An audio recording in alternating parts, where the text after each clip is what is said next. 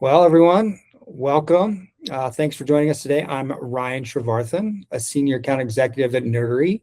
It's just a fancy naming convention for sales guy. For those new to Nerdery, you can think of us as the master architects for digital transformation. We blend big picture strategy with deep technical engineering across custom agent-to-agent builds, AI, and cloud infrastructure, to name a few things. We're certainly experts for Google as a 2026 Google Cloud Partner of the Year. A huge part of what we do is help organizations migrate, modernize, and scale securely in the cloud. We're truly gold to become an asset to your organization and help deliver TCO and ROI as priority one. We know every organization's primary goals are to generate revenue for your companies and help save money wherever possible. Before we dive in, I want to hand the mic over briefly to your presenter here from ProsperOps, one Mr. Andrew DeLave, your FinOps guru, to give us a quick hello and introduce himself. And if you just joined, Andrew just got engaged this weekend. Just making sure everybody hears that. Yeah, broadcast the world. Love it. Yeah, pleasure to be here. Thanks for having me. My name's Andrew DeLave. I'm a senior FinOps specialist over here at ProsperOps. Just quick background on myself. Before I got into FinOps, I used to be an infrastructure engineer. I helped with the backend systems, CI/CD pipelines, really help build the plumbing that developers use.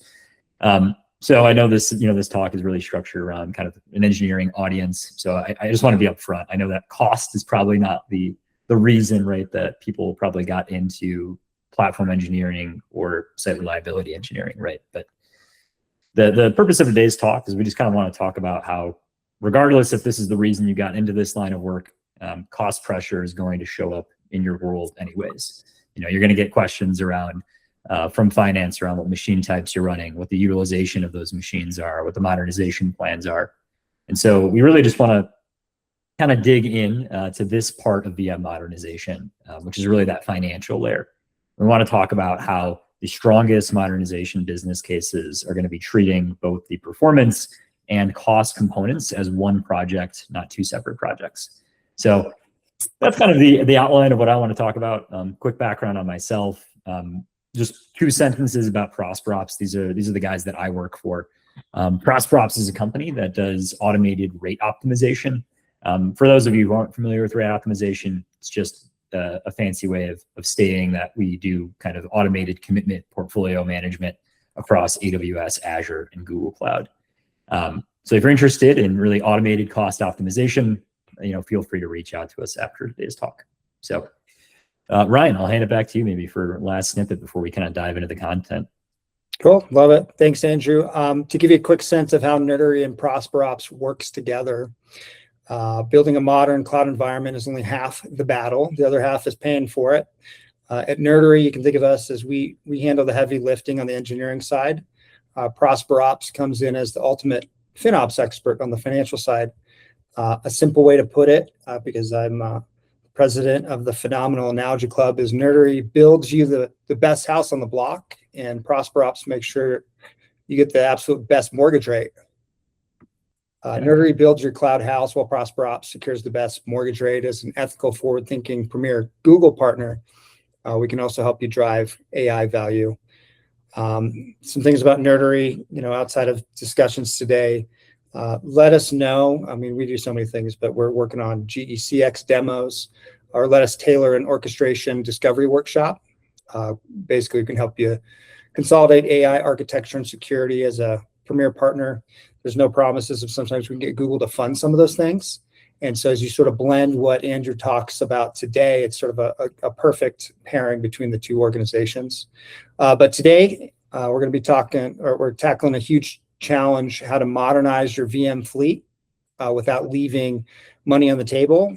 Most teams just look at basic hourly rates when moving workloads, but Andrew's going to show you the financial levers most teams miss, like private pricing, discount eligibility, smart timing strategies, so you're not wasting existing commitments.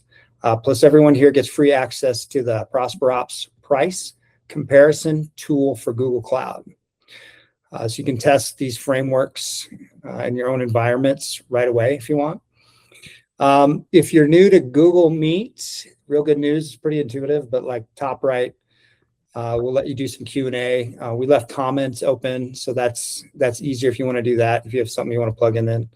Also, this is being recorded, so if you think it's valuable to share with any of your teammates who couldn't attend, or you want to circle back to it, please let us know and we'll send that to you.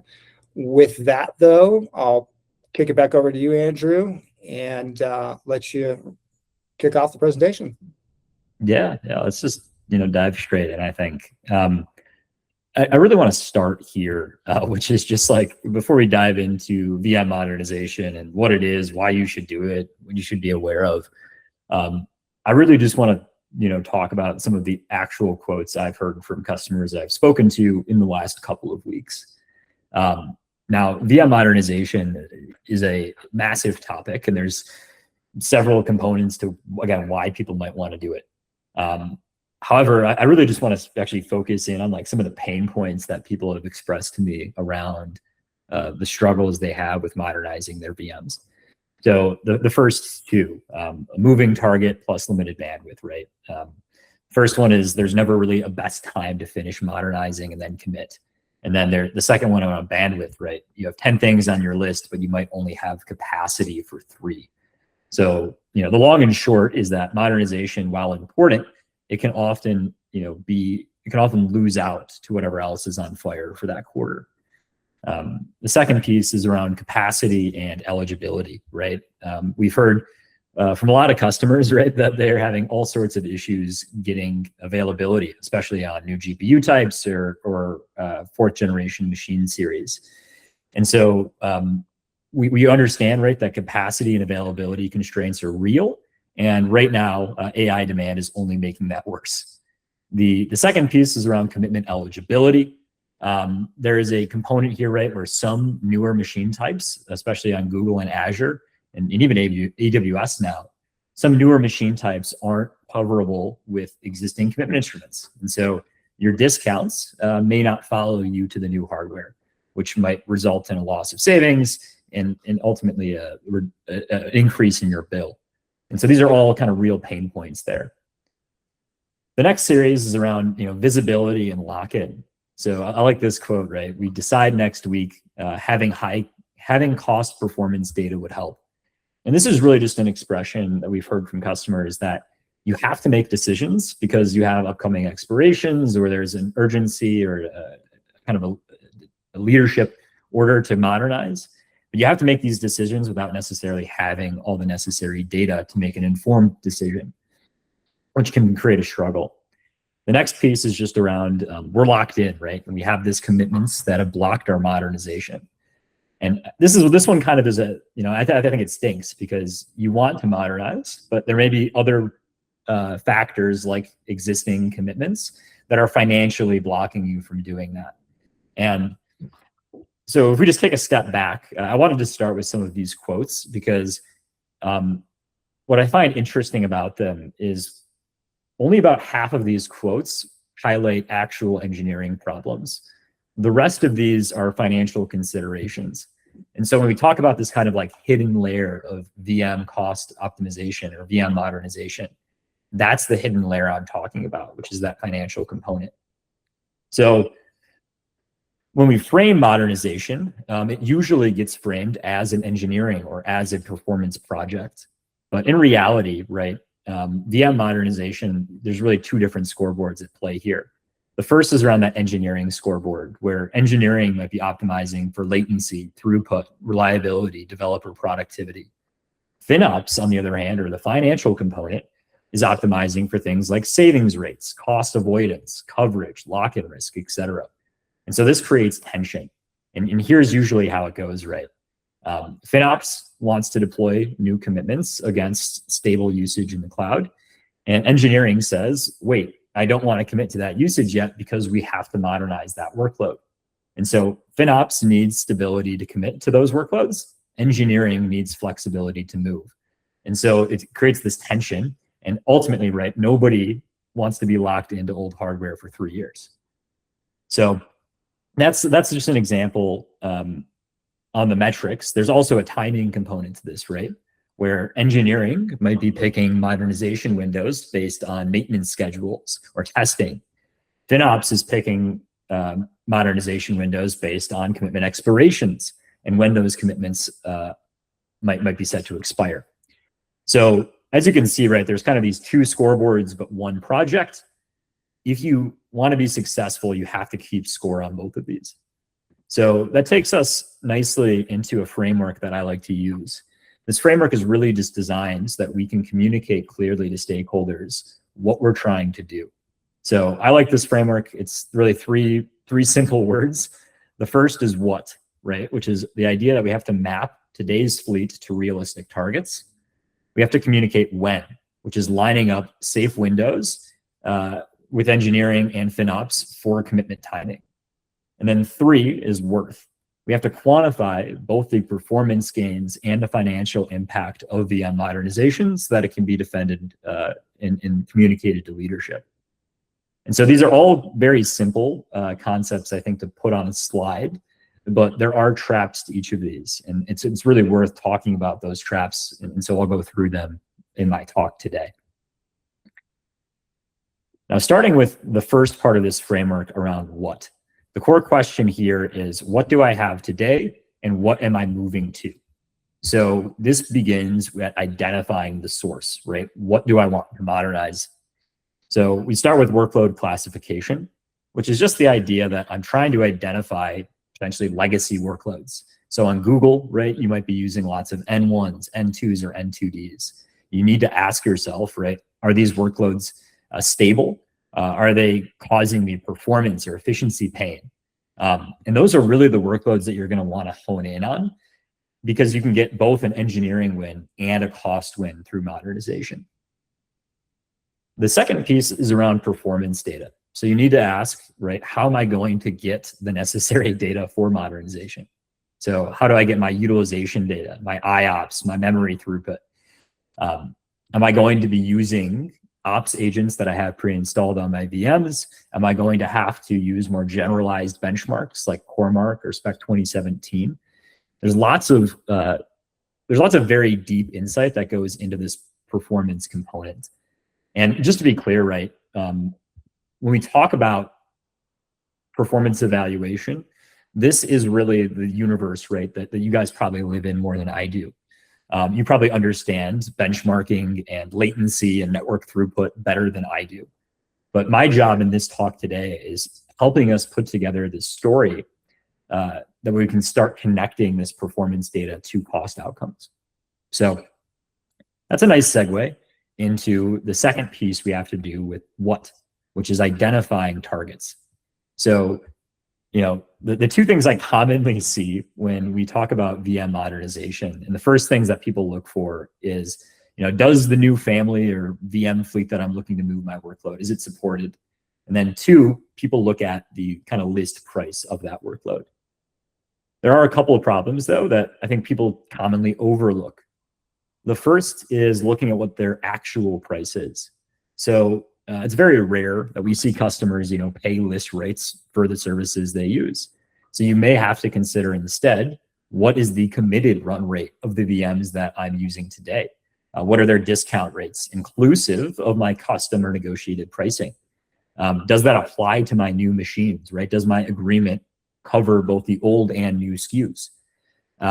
And the problem just to simplify it, right? The problem I almost always see is that list price comparisons are usually wrong because they do not reflect the invoiced reality that customers see after their PPA, enterprise agreement, or enterprise discount program. So that's the challenge we're trying to solve when we do price evaluations. The next piece of this is around availability. So when I'm identifying my target, I need to know how much capacity I need, and if that target family actually has the availability in the regions and zones that I want to move on. This is arguably the most important part of VM modernization, is understanding availability. I have seen so many strong engineering cases for VM modernization die because capacity wasn't there. So, right, again, and just to be clear on this, AI demand is only making capacity and demand for newer hardware worse and worse. So to be clear on this, you really need to work with your account teams at AWS, Google, or Azure to get clarity on what machine types they have availability on, what series they have availability on, and where that is. Generally speaking, the hyperscalers keep that information fairly close to their chest. And so even if you wanted to move to something, there's a strong possibility that when you click the button to actually go modernize, that would fail because they do not have the availability where you need it. So the takeaway here is that it's not just enough to say, I want to move to newer hardware, right? We need to know what you have in place today, what you can move to, and whether it performs better. And then finally, I have to understand that reality, whether it costs less using my negotiated discount rates, and whether there is availability to actually go do that move. So there's multiple components to this what story, but it is fairly important. And so this kind of takes us to the next piece of like how we can undo some of that complexity. And so specifically on the pricing component I was speaking to, this is data that actually can be quite frustrating to find if you're trying to use some of the hyperscalers' native tooling. So we've actually built a tool to help with these evaluations, and that's what I want to showcase today. We can send a link in the chat for those that are interested in this, but this is just a short VM list comparison pricing tool that we've created. By the way, this is a totally free tool to use. There's no login, there's no email gates. The goal of this tool is really to help us compare, specifically for Google Cloud, list prices across different machine types, across different regions, CPU vendors, and then normalize that data for performance. So I'm going to do a quick demo of kind of how to use this. But if anyone has questions, again, feel free to put them in the chat. Where I want to start with this is really just kind of the idea of identifying our source. So this is going to be representative of what you're using today. So let's just say, for example, I'm running VMs in US Central 1 as my region. Then my machine type is N2 standard 8, meaning I just have a standard configuration that has 8 vCPU and 32 gigabytes of memory. Now that I know what I'm using today, I can display those costs either as a fixed price or as a percentage relative to my targets. The next piece of this is going to be looking at my targets, which is what do I want to move to? When we look at this, we have obviously many different options, right? As these cloud environments mature, there's only going to be more families and series of machines available to choose from. And so when we go through this, we can filter these options down so it's a little bit less overwhelming. So for example, we can look at Intel options, AMD options, or ARM options. So specifically, if you're open to ARM architectures, right, especially on Google, Axion processors are some of the most price performant available today, and it can actually change the math considerably. But just to give a quick demo, let's assume, right, that I filter down this large list that you'll probably see when you open up the sheet, and I filter that down maybe just to N4s. I want to move. I already know that I'm using Intel, so I want to move from N2 to N4. Once I do this, I'm evaluating this purely on a price basis right now. So that's assuming, right, that if I move from N2, where I'm using 8 CPU and 32 gigabytes of memory, if I were to move to N4, again, using list prices, this is the effective rate that I would pay on a monthly basis for that service if I was paying on-demand costs. And you can also see costs with 1 or 3 year commitment options available as well. What I find kind of interesting about this, right, is even if we're just looking at purely from an apples to apples, like I use the same amount of resources when I modernize, you can see here that with list prices, the list cost of an N4 is actually cheaper than an N2, which already is going to generate you some savings while providing a performance benefit, right? And I'll acknowledge, right, this is just CPU and memory. There is going to be differences in disk cost and networking, et cetera. But what I find even more interesting, right, is nobody modernizes just so they can use the exact same amount of resources they were using before. You want to normalize this modernization effort for performance. So if I already had an acceptable level of performance on what I was using before, I can actually use less of the newer hardware because it is more performant. And so if we normalize for performance based on different benchmarks, so we have a whole list of them available on the right-hand side. If you normalize for performance based on these different benchmarks, you'll actually see that you can have different costs associated with these VMs. So for example, this is stating that because N4 is more performant based on a core mark score, instead of using 7 vCPUs, I could actually use, instead of using 8 vCPUs, I could actually use 7 for equivalent performance. And that would reduce my costs even further. And so that's kind of the model that we're working with here. Just to be very clear about this, right? This tool is designed to help us start this story, right? We need to figure out what am I using and then what are some good options that I could potentially move to. So I could add additional choices to this list, for example, like N4D machine types as well. And you can really begin to see and assess, again, using list prices, what potential VM modernization routes might look like. If you are interested in seeing this data using your own custom pricing or your negotiated rates inclusive of your enterprise agreements or PPAs, we can run these analyses with your data. And so if you're interested in that, feel free to click that link in the top right. It will ask for some information and we can follow up to get you set up with an actual savings analysis that goes into much more detail. Perfect. So that's really what I wanted to demo here to answer this what question. Now, the next part of this that unfortunately breaks most plans is the next part is really the when question, which is when is the right window to modernize? As I mentioned before, timing for modernization is both an engineering and a financial decision. So on the engineering timing, right, you guys probably know this slide. Modernization is based on maintenance and release windows. When is a safe window to test and then roll back, right? There are dependencies, there's risk tolerance, there's SLO sensitivity. And so you might have, 10 things on your list to do, but you only have capacity for 3. And that is kind of the driving force behind your modernization decisions. The other piece of this is the financial timing. And this is the piece that's usually invisible to engineering, which is when do my existing commitments expire? What is the burn down of my reserved instances, committed use discounts, and savings plans? So like, for example, right, if I'm committed to an N2 instance type using resource-based CUDs, and I just purchased that CUD 18 months ago, if I move today, that may mean I actually am paying more for capacity that I'm not using anymore. And so I'm just stranding that commitment. And so it might not make financial sense to move hardware that I've just committed to, especially if I've committed to using that hardware for 3 years. And so even if I save money by modernizing my workloads and by optimizing them, if I'm going to generate a bunch of commitment waste in the process of doing that, I'm immediately offsetting whatever savings I just created. So that's that financial component that needs to be in consideration as well.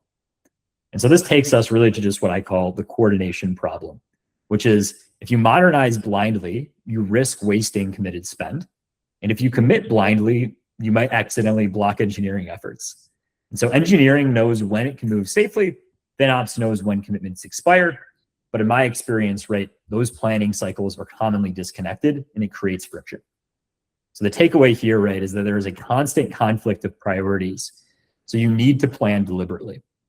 And to talk about this planning component and this when question, I'm going to show actually 2 concrete ways that we can do that using an example.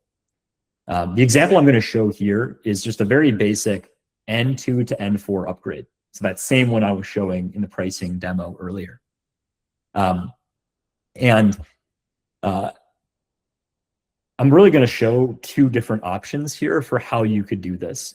I'm going to show option A, which relies on using spend-based commitments. So think savings plans or spend-based CUDs on Google. And then I'm also going to show an option B, which relies on using resource-based commitments. So think reservations, standard reserved instances, or resource-based CUDs. And across all the hyperscalers, the premise of these examples is pretty much the same. Spend-based commitments usually are more technically flexible in the sense that they do not lock you into specific machine types or regions, but in exchange for that technical flexibility, the cloud providers give them worse discount rates. And then the other option, right, is using resource-based commitments, which are more technically restrictive in the sense that they require you to commit to using a specific instance family or region. But in exchange for those restrictions, the cloud providers will provide them better discount rates. And so that's kind of the example and options I'm going to go through in these examples. But just to kind of level set on what I'm showing here, the x-axis at the bottom here is the number of months, 0 to 36, so a 3-year time frame. And then the line is just going to be representative of usage. And so in option A, this is again a Google-specific example, but we're going to be using spend-based compute flexible CUDs. And this is actually the most common strategy that I see customers pursue, not because it's necessarily better in terms of savings, but just because it's easy. And what I mean by easy is it doesn't really require that you need to know your modernization windows. So you don't need to know how long an effort from going to N2 to N4 is going to take. And you also don't need to necessarily know how much of your usage is going to move. As I mentioned before, right, a move to an N2 to an N4 can actually come with usage benefits where you can use less N4s for the same performance as N2. And so you might actually see your overall usage line go down as a result of this. And so a lot of customers don't necessarily have the forecasting ability to necessarily know how much that usage will go down by, or how long that modernization effort will take because of issues around availability or modernization windows. So to kind of highlight what this example is showing is if I have existing N2 commitments, these are commitments that were purchased, prior to this example ever starting. If you have existing N2 commitments, as those begin to expire, you can then immediately start purchasing spend-based flex CUDs.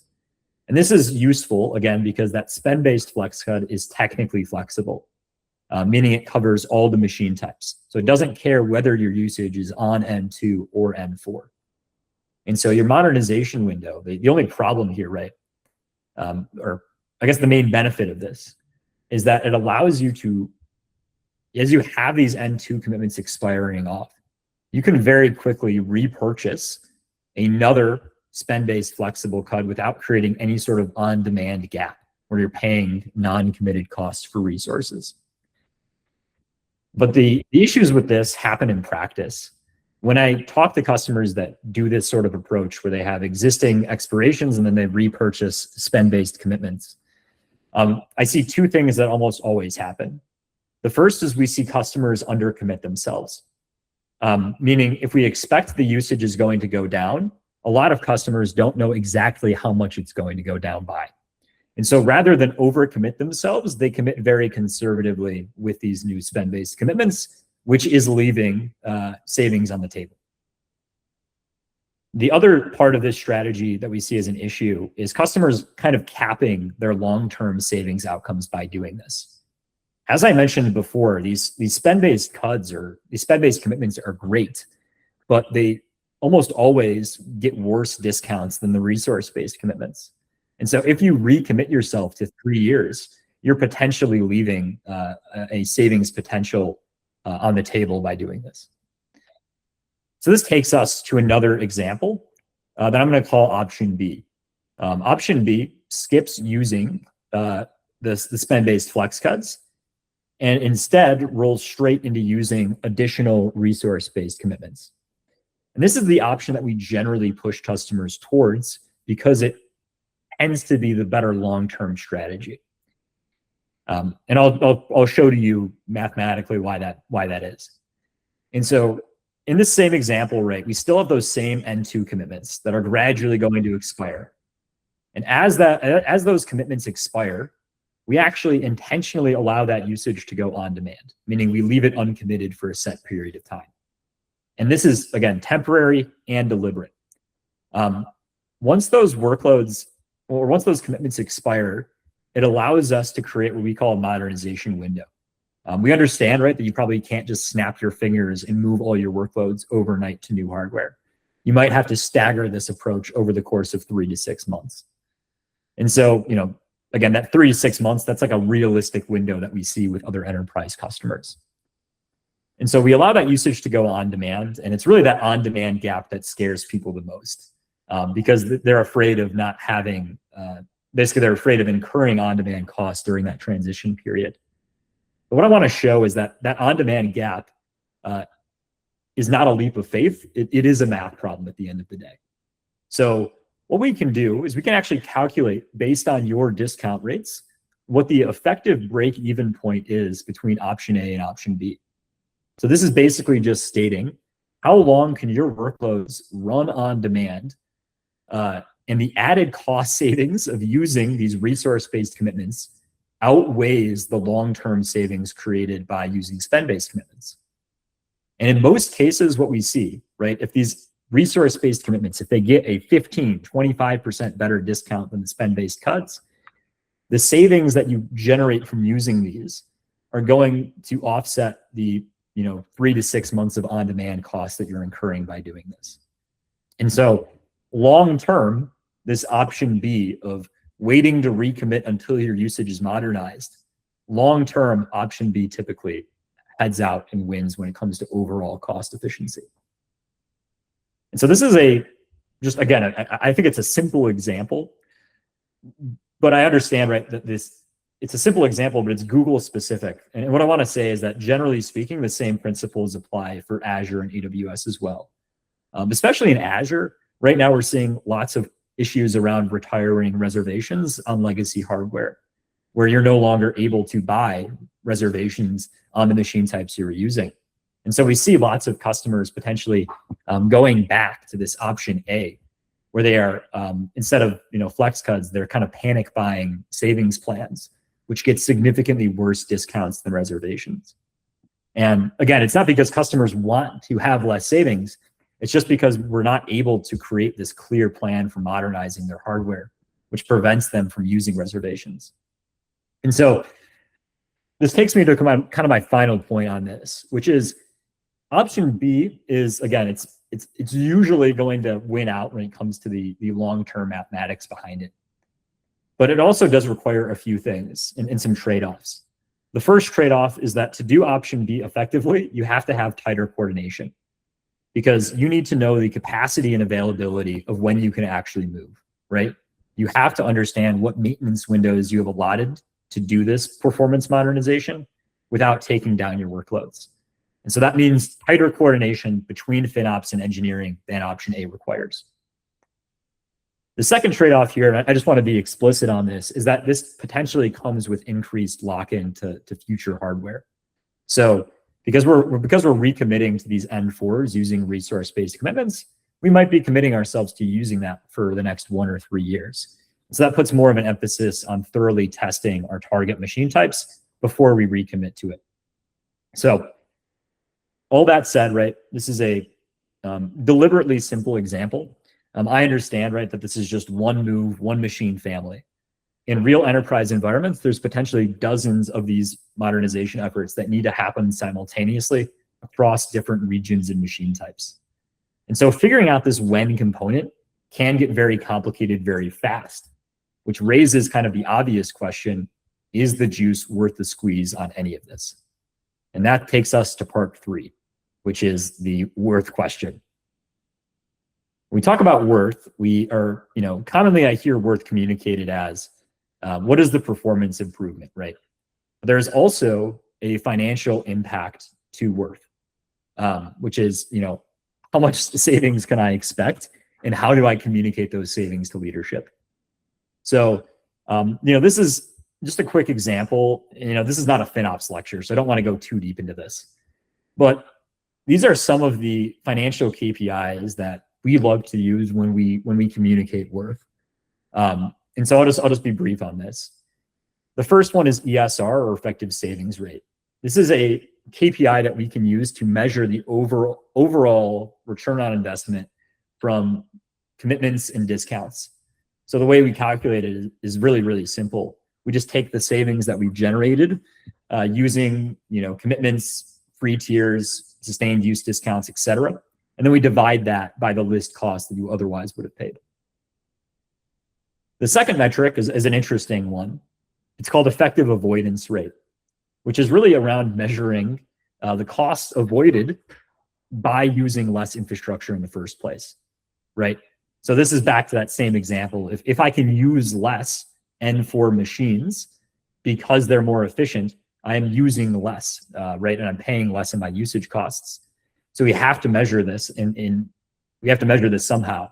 And so we've developed a metric for this called EAR, or effective avoidance rate, that does this. The third KPI that I want to talk about is effective cost optimization rate, which is really just the concept that ESR is measuring my rate optimization performance, EAR is measuring my workload optimization performance, and then ECOR is a combined metric that allows us to combine those two together, where I am paying less and I'm using less. And so just kind of why all this matters in the first place. Modernization typically shows up in effective avoidance rate. And that's exactly the value, right, that you might report if you're only using list prices. But these metrics kind of allow you to communicate that full picture. And so if you're curious, right, we have blogs and links that we can share out after today's call that go into much more detail on what these KPIs are and how you can calculate them in your own environment. Great. So just getting back to the presentation, I do want to go through maybe just a little bit more around some of the mathematics behind this, because I think it's fascinating. When we talk about worth, commonly what I see is that worth is not communicated in the lens of price performance, right? This goes, again, it's the idea that we need to, even if, for example, even if an N4 machine type is more expensive based on your custom pricing, if it has a higher throughput than an N2, you need to effectively create a metric for normalizing that price performance. And so we could create example, right? What is my cost per unit of work? So for 10,000 requests, right? If N2 or if N4 is cheaper than N2, it's still going to be a better decision to modernize.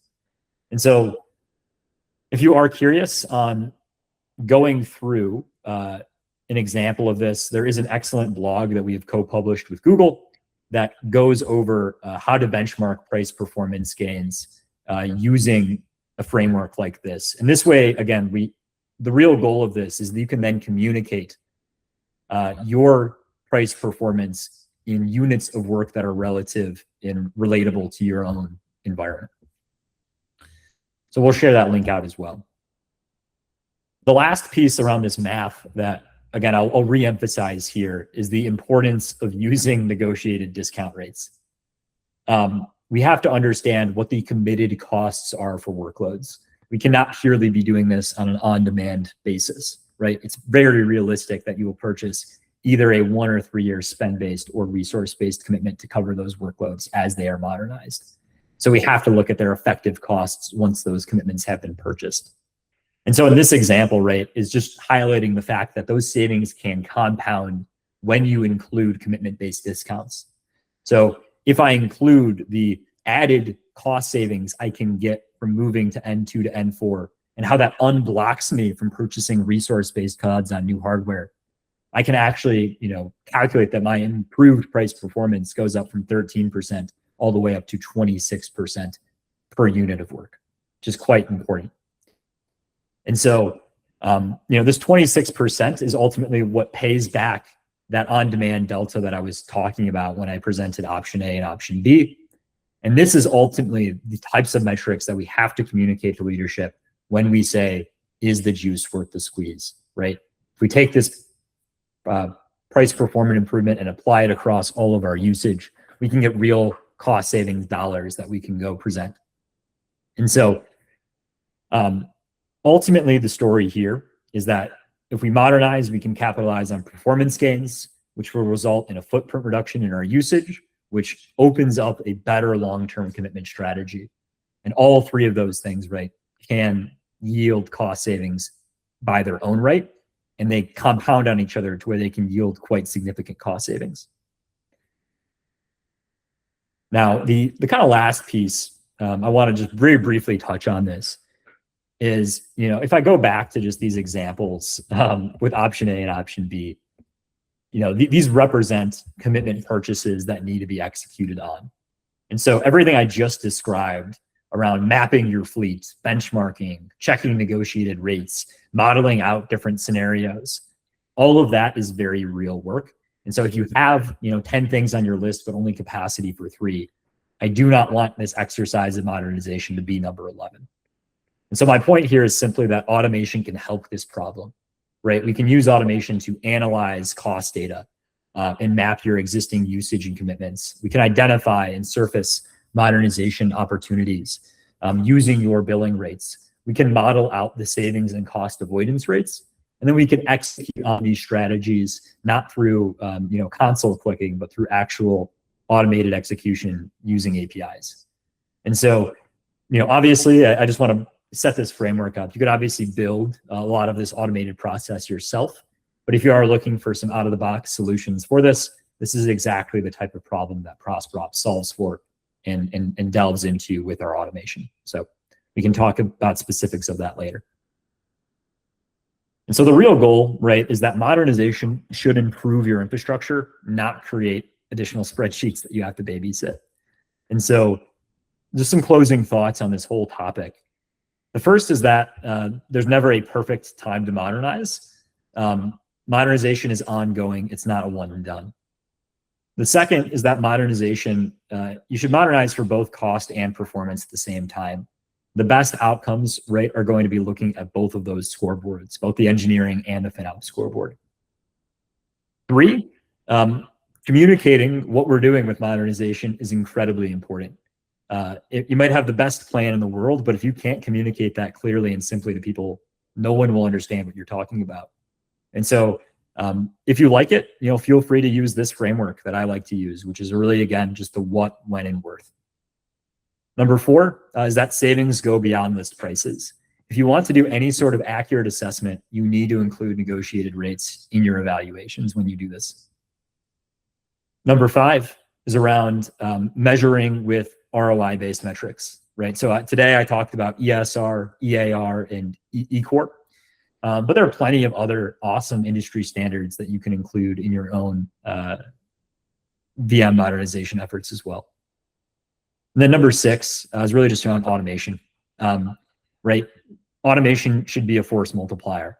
So if you have higher priority work you need to go do, automation should be the enabler that helps with this modernization effort, and it frees up your time to go focus on that work. So all in all, right, just closing thoughts here, there's never a perfect time to modernize, but there is a smart one. So you need to know, right, when you're moving, you need to time it against your commitments, and you have to do the math on what if the juice is worth the squeeze. And so that's kind of the everything I had for today's conversation. But if there are any questions about specifics or examples I can provide, we do want to open up the kind of last portion of this call to Q&A if anyone has anything. You had one in there. What's the most common thing that derails upgrade plans for the teams you've worked with? Yeah, great question. So common thing that derails upgrade plans for the teams you've worked with. It's almost always availability. This is the most frustrating one as well. I talked about this slide, right? We said check availability. And what's frustrating about it is there's not a great way to do this, right? Again, a lot of that availability data on, for example, like N4 or N4D machine types, those are in incredibly high demand right now. And so you need to work with account teams at the hyperscalers to understand what availability they have, right? You can get around some of this by doing capacity reservations where possible. You can potentially increase quotas to also guarantee some capacity. But honestly speaking, right, people can fairly quickly identify what they're using, and the cost savings associated with using an N4 or a 4th generation machine type are they're almost usually so significant that it doesn't matter which one you use, as long as you modernize, you're going to get some benefit out of it. It's just understanding if the capacity is there to do it that is oftentimes a huge blocker. So even if you expected that your effort might take 1 to 2 months, if that capacity isn't available till 3 or 6 months down the line, that might delay you even further. And this is when I talk to customers, this is the one I hear pretty much every single day, is that we wanted to do this, and then we're waiting on the hyperscalers to have capacity available to go execute. So Fabulous. It's the mark of an intelligent mind, or in this case, organization, to take complex subject matter and explain it simply. We had, I think, 15, 20 possible people join the webinar. And I think you'd already gotten past the calculator piece. If you wouldn't mind circling back on that, just 30-second elevator explanation on that, and running through the value of folks going in there and using the tool. What do they get out of that? Yeah, totally. So, just kind of do a little quick, again, redo a live demo on this. This is a, free tool we have for Google Cloud, just around comparing list prices of different machine types. This data isn't like specific to ProsperOps. You can very easily, pull this own data using your own billing reports as well. If you're just interested, again, in just a quick exploratory analysis, this is really the purpose of it. But what we're doing here is, a lot of times, again, this goes back to that first question in the framework, which is what? You have to understand what you're using today and what you want to modernize to. So there's multiple components to this. The first is, again, just identifying potential pathways. If we look at Google actually has the least number of available machine types of any of the hyperscalers, but they still have like 35 plus different options. So it can get overwhelming very quickly if you are looking at all of the options. So you need to filter down based on your, compute families that you're using, and limit this to more realistic options depending on what you have. And then from there, the whole purpose of this is just to get the conversation started around what are the potential prices of these other options that I have available to me, and then can I compound, not just can I look at the price data, but can also compound some of the performance benefits that you get. And that's where this normalize for performance button comes into play.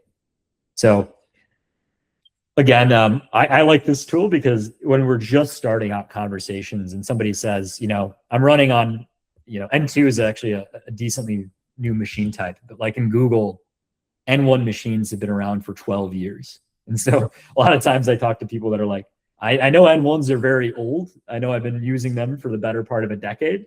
And I know I should modernize. I'm just not sure where to start. This is a type of tool that can help those starting conversations where you can look at, eligible families across the usage that you have and start getting price assessments, even if it is using list prices. So cool. Fantastic.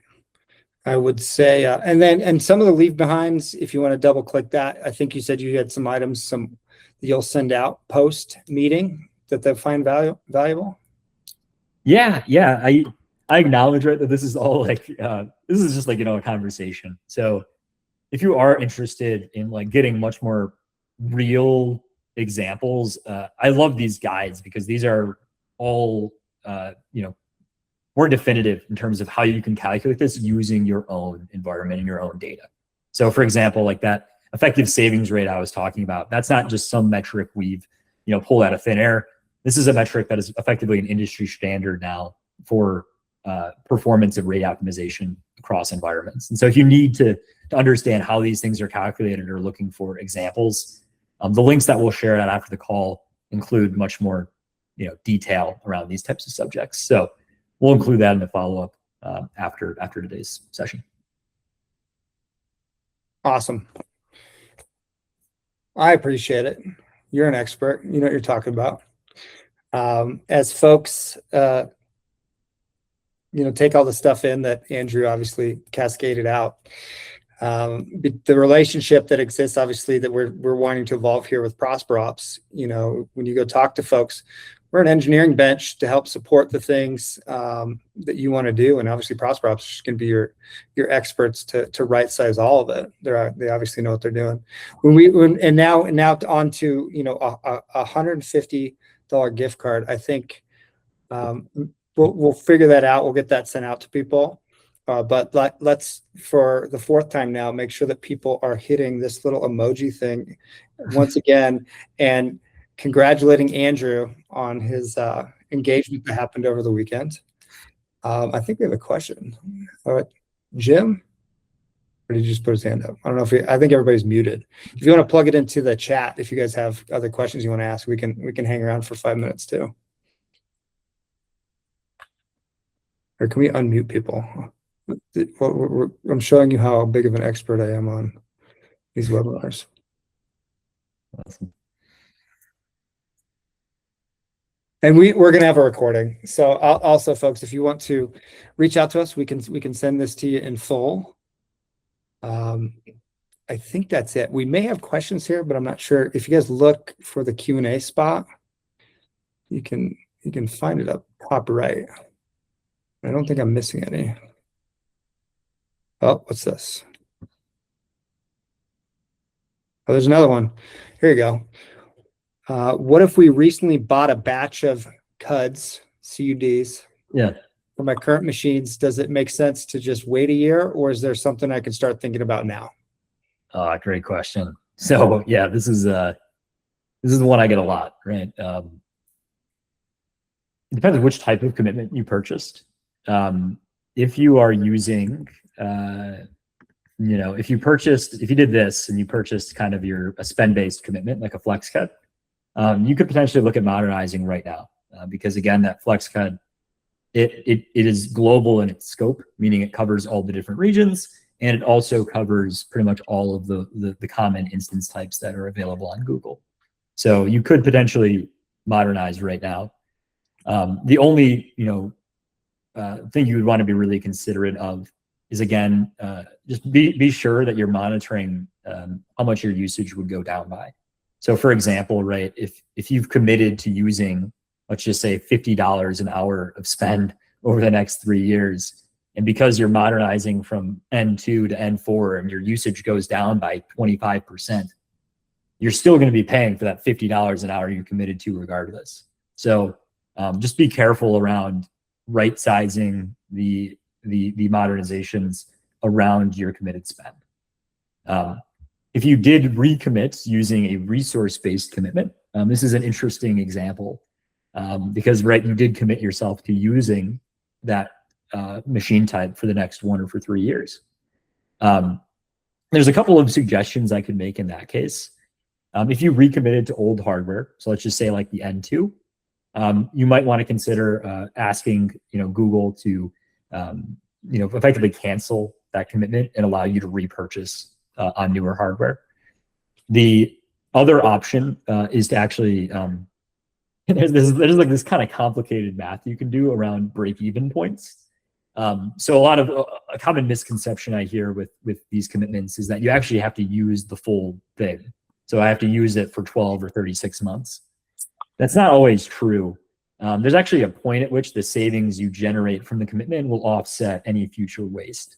So for example, if you did buy a 1-year resource-based CUD, most commonly the break-even point for that commitment is around 8.5 to 9 months.